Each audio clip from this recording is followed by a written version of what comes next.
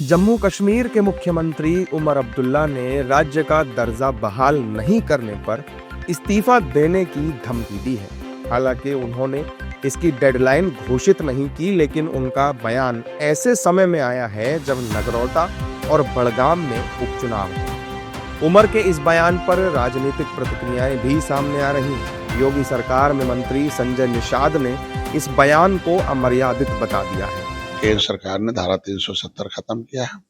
उस राज्य को कैसे विकसित होना है, कैसे उसको इस भारत के रूप में एक राष्ट्रवादी लोगों को लाना है, किस तरीके से राष्ट्र की मुख्य धारा में जोड़ना है, ये सरकार का काम है, न कि उनका काम। उनको तो 70 साल से लोग रहे लेकिन कुछ किया नहीं।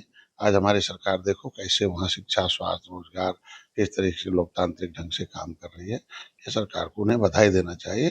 और इस तरीके का मर्यादित भाषा की कुर्सी तोड़ देंगे, ये कर देंगे। जब उनकी सरकारें थी केंद्र में तो क्यों नहीं किया। जबकि विपक्षी दलों के नेता उमर अब्दुल्ला की धमकी को सही करार दे रहे हैं और जल्द से जल्द जम्मू कश्मीर को पूर्ण राज्य का दर्जा देने की मांग कर रहे हैं। भाजपा की केंद्र की सरकार ने चुनाव से पहले ये दावा किया था, ये वादा किया था कि जम्मू कश्मीर को राज्य का दर्जा देंगे, जो अभी तक देने का काम नहीं किया गया है।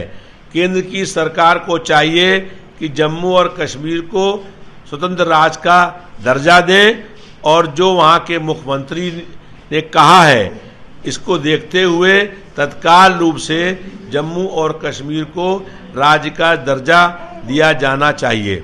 BJP government which took away the statute, snatched away the statute, should understand the emerging situation in Jammu and Kashmir, the prevailing situation in Jammu and Kashmir, and Union government headed by Ms. Modi should immediately agree to restore statehood of Jammu and Kashmir. दरअसल उमर अब्दुल्ला लंबे अरसे से केंद्र सरकार से जम्मू कश्मीर को पूर्ण राज्य का दर्जा देने की मांग कर रहे हैं। इसके अलावा खबर ये भी है कि पार्टी के अंदर और बाहर उनके सहयोगी भी इस मुद्दे पर स्टैंड लेने का दबाव बना रहे हैं।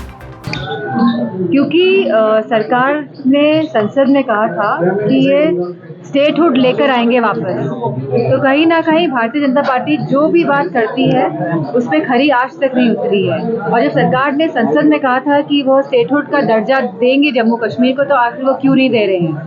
नाम बदलने का सिलसिला फिर शुरू हो गया। सवाल इस बात का है, और इतनी बड़ी जो घटना घटी है जम्मू कश्मीर में, तो कहीं ना कहीं इसके लिए भी पूरी तरह से यह भारतीय जनता पार्टी की सरकार जिम्मेदार है। और भारतीय जनता पार्टी की सरकार जब रही है तब इस तरह की घटनाएं घटी हैं, चाहे वो पुलवामा हो, चाहे वो